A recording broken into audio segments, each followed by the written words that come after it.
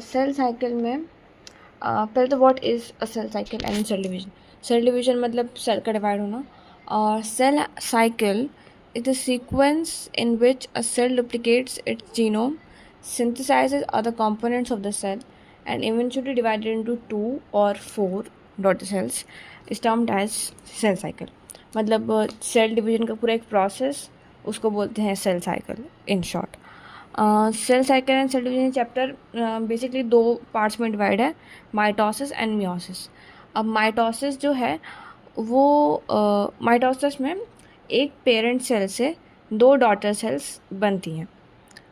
दोनों daughter cells का जो डीएनए मतलब जो जेनेटिक मटेरियल है या फिर उसका डीएनए है या फिर क्रोमोसोम्स, वो सब वो सेम ही रहता है एज द पेरेंट सेल। मतलब पहले पेरेंट सेल अपना जो भी जेनेटिक मटेरियल को डबल करता है, फिर हाफ ऑफ करके दोनों में बांट देता है, तो उसका जेनेटिक मेकअप सेम ही रहता है। इसलिए उसको बोलते हैं इक्वेशनल डिवीजन। मतलब जो उसका पेरेंट सेल है उसमें भी 46 pairs of 23 pairs of chromosomes थे, और जिसकी डॉटर डीएनए जो दो बनी उसमें भी 46 क्रोमोसोम्स ही हैं, 23 पेयर्स, इसलिए वो इक्वेशनल डिवीजन है। एक होता है रिडक्शनल डिवीजन जो कि मियोसिस है। मियोसिस में जो उसका नंबर ऑफ क्रोमोसोम्स है वो हाफ हो जाता है, मतलब उसमें एक रिडक्शन आता है। बट माइटोसिस में सेम ही रहता है, इसलिए इसको बोलते हैं इक्वेशनल डिवीजन।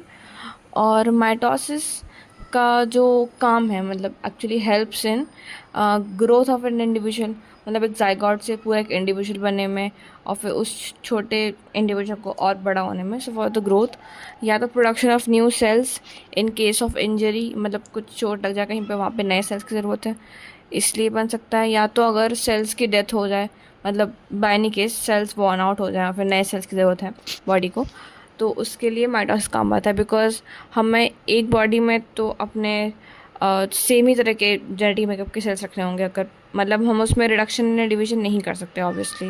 रिडक्शनल डिवीजन जो मियोसिस है वो गैमीट फॉर्मेशन में हेल्प करता है, और यहाँ पे गैमीट फॉर्मेशन होना नहीं है, सेम ही तरह के टिश्यू चाहिए, इसलिए माइटोसिस परफॉर्म होता है। माइटोसिस का जो अगर हम डिवाइड करें माइटोसिस की साइकिल किस तरह से होती है, तो एक होता है उसमें इंटरफेस और एक होता है एम फेस। इंटरफेस जो उसका मोस्ट ऑफ पार्ट मतलब 95% ऑफ द टाइम वो सेल इंटरफेस में रहता है, और बाकी का जो 5% ऑफ द टाइम है वो एम फेस का होता है। अब 5% ऑफ द टाइम जो है एम फेस, उसको बोलते हैं most dramatic phase of a cell cycle. मतलब because all the division, most of जो भी उसका न्यूक्लियस डिवीजन है या फिर उसका सेल डिवीजन है, मतलब साइटोप्लाज्म का डिवीजन, वो सब उसके एम फेस में हो रहा होता है। जबकि इंटरफेस में जो कि 95% टाइम लेता है, उसमें सेल सब तैयारी कर रहा होता है, मतलब अपने जेनेटिक मॉडल को कॉपी डबल कर रहा होता है, प्रोटीन्स को बढ़ा रहा होता है, सेंट्रोसोम को बढ़ा रहा होता है, मतलब मोस्टली अपने सेल ऑर्गेनल्स को डबल कर रहा होता है for the cell division. And उसकी मेटाबॉलिकली उसका साइटोप्लाज्म भी बढ़ता है। अब एक पॉइंट और है कि एक्चुअली में सेल डिवाइड होता क्यों है, तो मतलब like what actually causes the cell division, तो वो होता है कि imbalance in the cytoplasmic and nucleus ratio.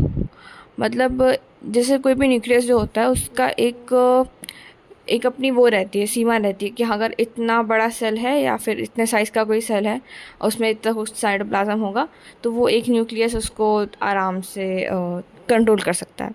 But अगर साइटोप्लाज्म बढ़ता रहता है तो फिर सेल को डिवाइड होना होता है, नहीं तो फिर वो इम्बैलेंस हो जाएगा, मतलब वो न्यूक्लियस उसको सही से कंट्रोल नहीं कर पाएगा या फिर उस पर। तो इसलिए जो न्यूक्लियर साइटोप्लाज्मिक रेशियो है, जब वो डिस्टर्ब होता है तो सेल डिवीजन टेक प्लेस होता है। मतलब जो अभी हम जैसे माइटोसिस पढ़ेंगे, तो जो न्यूक्लियस मतलब नहीं सॉरी, जो साइटोप्लाज्म बढ़ता रहता है वो उसकी जीवन फेज में होता है, तो वो जब माइटोसिस पढ़ेंगे अभी सब दिखता है।